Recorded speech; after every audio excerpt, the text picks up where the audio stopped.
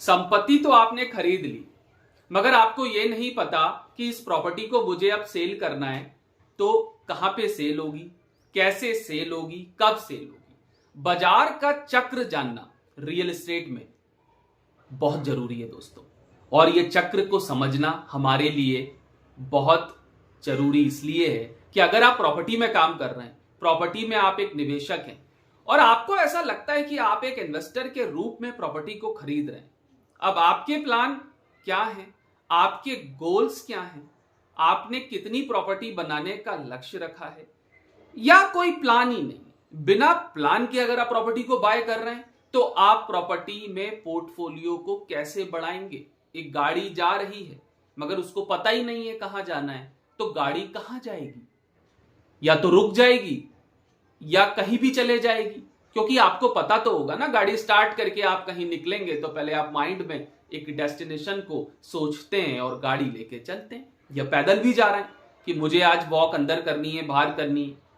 तो real estate में, property में निवेश तो आपने कर दिया, आप बहुत अच्छे निवेशक तो बन गए, मगर इसकी साइकिल को समझना बहुत जरूरी है। आपने देखा होगा, बहुत बार ऐसा सुना है कि एक सैचुरेशन पॉइंट आता है एक प्रॉपर्टी का, वहां पे प्रॉपर्टी बहुत स्लो होती है, मतलब वहां ट्रेडिंग कम होती है, वहां पे आप देखिए तो खरीदार बहुत आसानी से नहीं मिलते।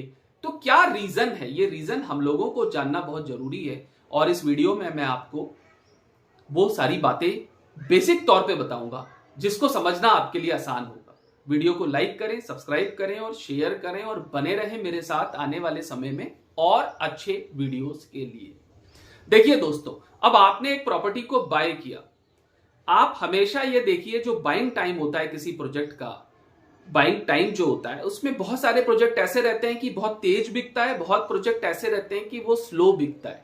अब आपको पहले तो ये समझना है कि आप कौन सी प्रॉपर्टी को बाय कर रहे हैं, कितने टाइम के लिए कर रहे हैं, आपका टारगेट पॉइंट उस प्रॉपर्टी को सेल करने का कब होगा। अगर आपको ये नहीं पता आपका टारगेट पॉइंट आपको सेल करने का है, तो आप उस प्रॉपर्टी में या तो ब्लॉक हो सकते हैं, या वो प्रॉपर्टी आपको आपकी शर्तों से नहीं बेचनी पड़ेगी। वो प्रॉपर्टी बिकेगी फिर या तो मीडिएटर की शर्त पे, या जो ले रहा है उसकी शर्त पे। अब बहुत बार ऐसा देखा है, मैं एक छोटा सा एग्जांपल आपको बताता हूं। साइकिल बदलता है मार्केट का, एक सैचुरेशन लेवल आता है। आपको बाजार के चक्र को समझना इसलिए जरूरी है कि एक एरिया है, वहां पे प्रोजेक्ट्स हैं, अब वो प्रोजेक्ट्स में आपका इन्वेस्टमेंट है और उसका रेट बढ़ रहा है। पहले तो आपने देखा कि कोई 1800 की प्रॉपर्टी और 3000 की आ गई, 3500 की आ गई, तो लालच आपका बढ़ रहा है। एक ऐसा समय आता है कि वहां पे सैचुरेशन आता है, क्योंकि उसके आसपास प्रॉपर्टी का मार्केट हमको देखना बहुत जरूरी है कि कौन से प्रोजेक्ट में उसी समय पे तेज माल बिक रहा है। मान लीजिए ये एक ब्लॉक है जहां पे आपकी प्रॉपर्टी है, उछाल 3000 का आ गया, आप अपनी प्रॉपर्टी को जब सेल करने जा रहे हैं तो उसमें टाइम लग रहा है, उसी समय पे थोड़ा आगे वाली प्रॉपर्टी तेज बिक रही है। तो क्या ऐसा रीजन है कि वो प्रॉपर्टी तेज बिक रही है?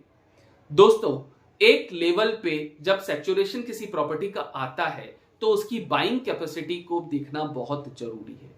अब आप ये सोचें कि मैं इसको अपनी शर्तों में 5000 में बेचूं, और पता लगे कि मार्केट में वहां पे 4000 में भी प्रॉपर्टी बेच रहा है पिछले एक महीने से एक सज्जन, और वो अपनी प्रॉपर्टी को सेल नहीं कर पा रहा, तो बेटर है कि उस प्रॉपर्टी से आप सही समय पे बाहर हो और मार्केट में स्टडी करें कि बाजार किस दिशाओं में जा रहा है, कौन सा मार्केट कौन से एरिया का अब उठ रहा है, जहां पे इस प्रॉपर्टी को ट्रेड करके, सेल करके मैं वो नई प्रॉपर्टी को बाय कर लूं।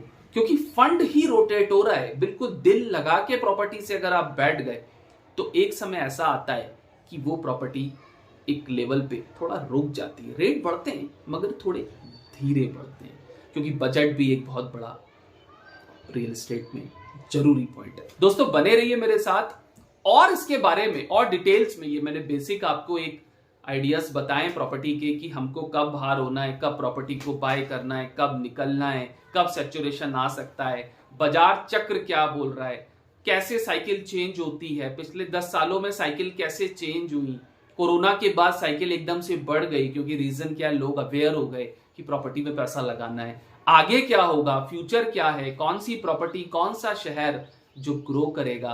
ये सारी बातों को हमको ध्यान रख के प्रॉपर्टी को बाय करना है। ऐसा नहीं है कि जिस शहर में हम हैं तो वहीं प्रॉपर्टी बाय करें। हो सकता है किसी प्रॉपर्टी में जॉब्स आ रही हो, स्कोप ज्यादा हो, वहां का एक मार्केट साइकिल अलग है, आपके शहर की मार्केट साइकिल अलग है, अलग अलग शहरों की अलग अलग मार्केट साइकिल होती है। बने रहिए दोस्तों मेरे साथ।